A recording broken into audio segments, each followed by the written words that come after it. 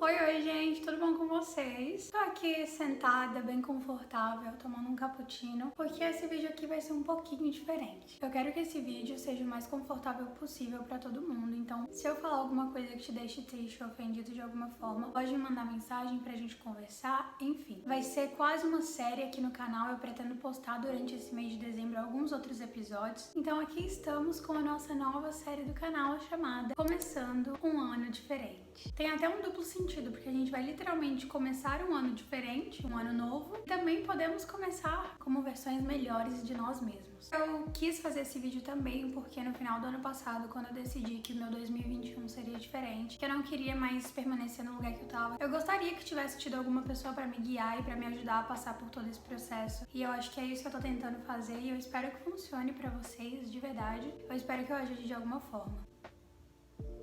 Mas no vídeo de hoje eu vou te dar alguns conselhos e vou te falar coisas que eu gostaria de ter ouvido no final de 2020. Eu sei que é uma frase bem clichê, mas quem me conhece sabe, a pessoa que eu era e a pessoa que eu sou agora são pessoas completamente diferentes. Eu sou uma pessoa diferente da que eu era ontem, quem dirá do ano passado, de 2 anos atrás. Mas vamos lá, nesse vídeo eu não tenho o objetivo de falar que você precisa meditar, tomar café, comer comida saudável todos os dias ou acordar super cedo. Eu quero te dar conselhos reais para que você possa pensar sobre eles, que você possa refletir sobre cada assunto, sobre cada tópico que eu falar aqui, e ver se tá tudo bem com você nesse sentido, se não tá, em como poderia melhorar e o que você pode fazer para tornar a sua experiência, para tornar o seu 2022 ou qualquer outro dia ou a sua semana que vem, enfim, melhor. Bom, a primeira coisa que eu tenho pra te falar, que acho que é um dos maiores conselhos que eu já recebi na minha vida, uma das maiores percepções que eu tive é: você é o responsável pela sua vida e pelas suas ações. A gente tem mania de culpar outras pessoas por erros que a gente mesmo comete. Onde eu quero chegar? Por exemplo, você quer tirar nota boa em uma prova, mas você não quer estudar. Aí você não estuda, faz a prova, pega o resultado, não gosta da nota que você vê, e aí você começa a responsabilizar, a culpar outras pessoas por aquilo. Você começa a culpar a coordenação, os professores, a escola, enfim. Gente, eu só tô usando a escola como exemplo, porque realmente algumas escolas pegam muito pesado, mas é só pra vocês entenderem o propósito da coisa. Voltando ao que eu tava falando, a gente começa a culpar outras pessoas pela nossa nota ruim. Mas se você tivesse estudado, provavelmente você teria tido um resultado diferente. Então você precisa se responsabilizar por isso. Gente, lembrando, nota não define ninguém, ok? Eu sou a pessoa que mais abomina isso, eu só tô realmente citando como exemplo pra ficar mais fácil pra vocês entenderem. Isso não acontece só na sua vida escolar, acontece em vários outros aspectos também. Quando a gente percebe isso, a gente começa a ver onde a gente tá errando e de que forma a gente pode melhorar. Porque, claro que é muito mais fácil a gente culpar outra pessoa e nos livrar dessa responsabilidade, nos livrar desse sentimento de culpa. Só que se a gente continuar culpando outras pessoas, nós não vamos ver motivos pra mudar. Afinal, a culpa não foi minha, não fui eu que fiz alguma coisa errada. Então, nesse tipo de situação, é bom a gente sempre observar: fui eu que errei ou foi ela que errou? Não se culpe por coisas que você não tem culpa, tá? Tenta analisar bem as situações. Outra coisa que eu tenho pra te falar é que se a pessoa critica você ou algo em você, o problema de caráter provavelmente está nela. Não estamos falando aqui sobre cometer crimes, até porque se você comete algum tipo de crime, aí o problema realmente está em você. Eu tô falando de coisas mais simples. Se você tá feliz fazendo o que você tá fazendo, falando sobre o que você tá falando, conversando com quem você tá conversando, e se aquilo não tá afetando de forma negativa ninguém que tá ao seu redor, se alguém vem te criticar por isso, o problema não tá em você, então não precisa se sentir ofendido com isso. Por exemplo, eu tô aqui gravando meus vídeos pro meu canal com um objetivo de ajudar, incentivar, motivar pessoas e também porque é algo que eu amo fazer, eu amo gravar, eu amo editar. Tô bem fazendo o que eu tô fazendo, sem magoar e sem afetar ninguém. E aí vem uma pessoa e fala mal de mim por causa disso, me critica por causa disso. O problema tá em mim por estar realizando algo que eu amo fazer, sem afetar negativamente ninguém ou na pessoa que provavelmente não tinha nada de melhor pra fazer e veio falar sobre mim. Isso não diz respeito ao seu caráter, diz respeito ao caráter da outra pessoa.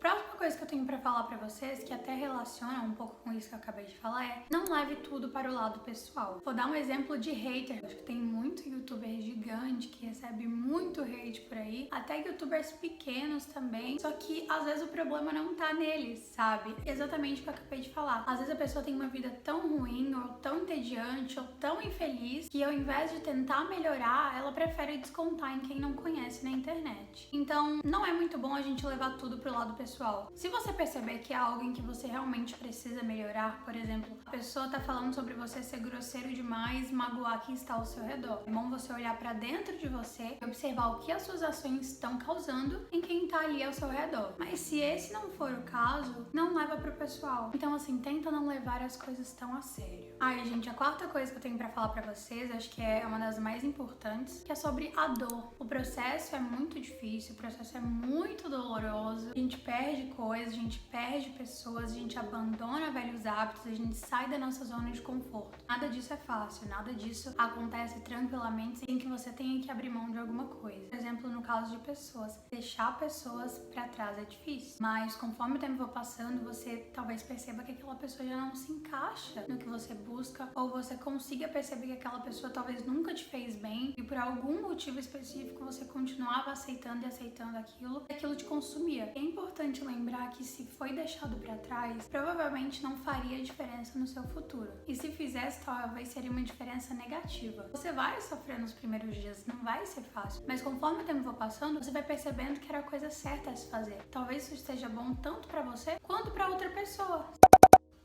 Tá, eu meio que acabei de falar sobre isso, mas a próxima coisa que eu tenho pra te dizer é seja persistente e paciente. Não adianta você querer mudar de repente as suas ações. Você não vai acordar um dia de manhã com a sua vida, com o seu pensamento, com as suas crenças completamente diferentes. E você não vai conseguir iniciar um novo hábito e permanecer nele sem saber os benefícios que esse hábito vai te trazer. Por exemplo, você fala, vou fazer exercícios físicos todos os dias agora. E aí você acorda no primeiro dia, vai lá, faz o exercício. No segundo dia você desiste porque deu preguiça. Só que se você entendesse os verdadeiros benefícios do que aquele exercício te traria, você teria um pouquinho mais de motivação para continuar. Se ao invés de você pensar que é só um exercício e começar a pensar que esse exercício pode te deixar menos ansioso, pode te deixar menos estressado, pode te deixar mais saudável, você vai ter mais motivos para levantar, enfrentar a preguiça e fazer o seu exercício. E isso funciona com qualquer coisa. Eu, por exemplo, prefiro acordar cedo. Acordar cedo não é sinônimo de produtividade, porque tem pessoas que acordam 10 da manhã e conseguem produzir muito mais do que uma que acorda 5. Só que eu sei os benefícios de acordar cedo pra mim. Se eu não entendesse os benefícios que acordar cedo me traria, eu ia desligar o alarme e continuar dormindo. Pensem sobre isso, pensem onde isso se encaixa na sua vida e dá uma refletidazinha.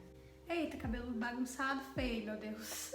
Sexta coisa que eu tenho pra te falar parece meio óbvia, talvez seja um pouco, mas é muito importante. Seja grato. Gratidão muda vidas de verdade, de verdade. Sabe, seja grato por tudo que você tem, pelo celular ou computador que você tá assistindo esse vídeo, pelo lugar que você tá sentado ou deitado enquanto assiste esse vídeo, pelas mínimas coisas, sabe, por um livro novo que você comprou, pela música que você tá escutando. A gente tem uma visão muito pequena do que é o mundo. A gente tem tendência a pensar que o mundo só tem coisas ruins, e realmente tem muita coisa ruim. Mas a gente só foca nelas porque a gente não consegue apreciar direito as coisas boas. Então eu acho que agradecer pelas coisas me deu mais motivos pra continuar viva. A gente tem uma visão de que, tipo assim, se eu partir, tá tudo bem, não vou perder nada, porque no mundo só tem coisa ruim. Mas não tem essa coisa ruim, sabe? A gente só não consegue reparar nas coisas boas porque a gente tá ocupado demais pensando e morando dentro da nossa cabeça e dentro da nossa própria bolha, e a gente não quer sair dessa zona de conforto pra observar o que tem ao nosso redor. Gente, vocês têm noção do quão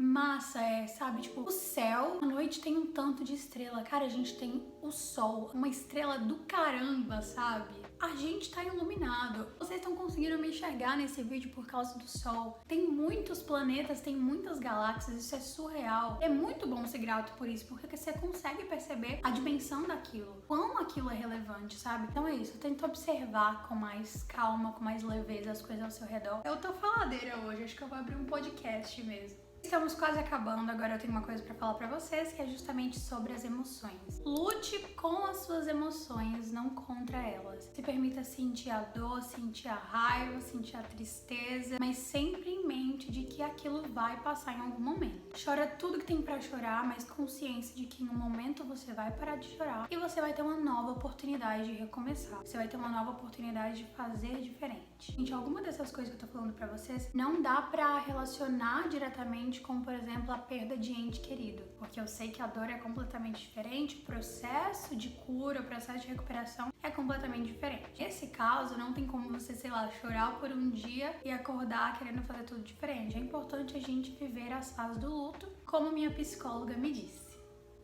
Tem uma frase aqui que eu vou ler pra vocês. Viver bem não significa evitar o sofrimento. Significa sofrer pelas razões certas. Porque se vamos ser forçados a sofrer simplesmente por existir, é bom que a gente aprenda a sofrer bem.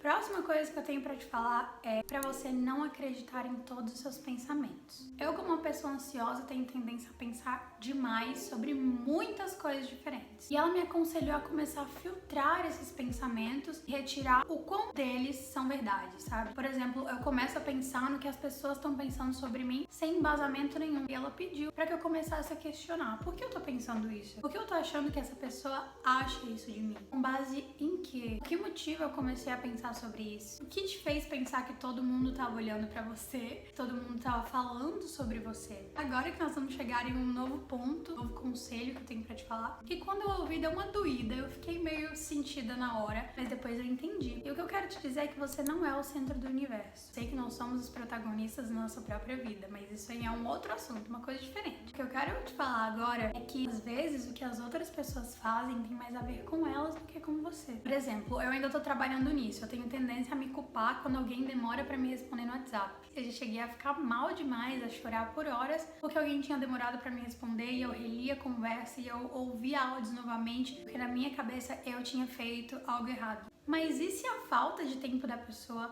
ou se o fato da pessoa não tiver me respondido tem mais a ver com a vida dela do que com a minha? E se ela só estiver ocupada e impossibilitada de responder no momento? Por que que eu tenho que ser a razão de tudo? Por que que tem que ter a ver comigo? Eu sei que essas são algumas características da ansiedade, mas só porque são, eu não tenho que aceitar elas como parte de mim. Eu não tenho que me martirizar e sofrer e chorar todas as vezes que alguém deixar de me responder, só porque isso faz parte do meu problema psicológico. Eu posso lidar com isso. Eu posso pensar que talvez a pessoa só esteja ocupada, a pessoa tem uma vida fora eu, sabe? Ela tem uma vida do outro lado, ela tem uma vida, tem uma família, tem outros amigos. E se a pessoa também não quiser responder você propositalmente, talvez tenha um motivo e mais uma vez isso remete ao caráter dela, não ao seu. Então fica tranquilo que vai dar tudo certo. Ó, já tô aqui encostando que eu já cansei de falar. Minhas bochechas estão doendo. Vamos no último conselho pra você. O que eu tenho pra te falar agora é que você precisa aceitar a sua morte e viver a sua vida. A morte é a única certeza que a gente tem, é a única coisa que a gente sabe que realmente vai acontecer em algum momento que a gente também não sabe qual é. Mas só porque a gente sabe que em algum momento a gente vai morrer, não significa que a gente tem que ficar parado, deitado, só esperando ela chegar. Se nós não tivemos escolhas de estar aqui, se a gente não pediu pra nascer, é bom que a gente tente viver da melhor forma possível, respeitando os nossos sentimentos, respeitando as nossas vontades, mas também tendo disciplina, tendo foco e tendo hábitos mais saudáveis. Eu sei que para algumas pessoas levantar da cama ou fazer qualquer outra coisa é mais difícil do que para outras. É normal a gente não estar bem de vez em quando, mas eu quero dizer que se você não tá se sentindo bem nenhum dia, se todos os dias são ruins para você, se todos os dias é muito mais difícil do que você imagina levantar da cama, isso não é normal. Então tenta encontrar alguém que você confie o suficiente para falar sobre isso, mas tem que ser uma pessoa que seja capaz de te ajudar. Conversar com amigos, desabafar com amigos é bom, mas na maioria das vezes eles não têm estrutura o suficiente para te ajudar da forma correta. Bom, eu acho que era isso que eu tinha e queria falar pra vocês hoje. Eu só quero lembrar mais uma coisa pra vocês, que às vezes levantar da cama já é uma vitória, então se você conseguiu levantar da cama hoje, tô muito feliz por você, muito orgulhosa de você também. E é assim que as coisas acontecem, sabe, gente? É um passo de cada vez. Hoje você levanta da cama, amanhã você levanta e depois arruma a cama. E depois você levanta, arruma a cama e vai fazer um café da manhã ou vai limpar o quarto. E é assim. Eu Eu vi alguém falou assim um dia, se você melhorar 1% por dia, em um ano você vai ter melhorado mais de 350%. Olha só que maravilha. Então é isso, não desista. Um beijo, obrigada por ter assistido até aqui e por ter me ouvido falar muito durante todo esse tempo. É isso, um beijo, muito amor, paz, luz e livros na vida de vocês. Tchau!